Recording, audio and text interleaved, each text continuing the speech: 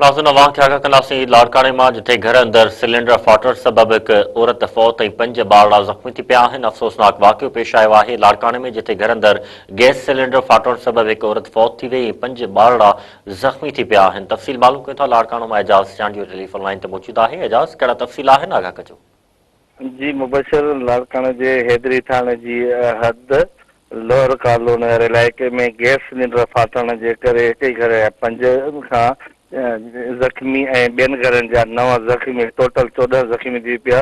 ज़ख़्मियुनि में अनोशा, जवाद, अरीबा, जुनैद रिंद शामिल आहिनि ऐं हिकु औरत जेका फौत थी आहे। इलाइक़े में अहिड़ो इतला मिलण ते रेस्क्यू अमले खे ॾिनो वियो।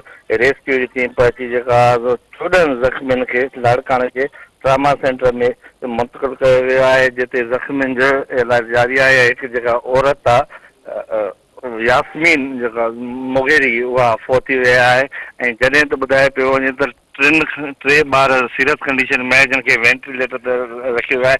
अहिड़े इलाइक़े खां पोइ इलाइक़े में ख़ौफ़ हिरास पहुची वियो। रेस्क्यू टीमियूं पधल ऐं ॿुधाए पियो वञे त अञा बि हिकु ॿार जेको आहे सो जॻह में फाथल आहे। ॿुधाए पियो वञे त गैस सिलेंडर फाटण जे करे जेका आहे सो हादसो पेश आयो आहे ऐं गैस सिलेंडर फाटण जे करे 3 जाॻियुनि खे जेको आहे सो नुक़सानु थी रहियो आहे। जी मुबशर। एजाज़ चांडिया जी महिरबानी तफ़सील ॾियण जे लाइ।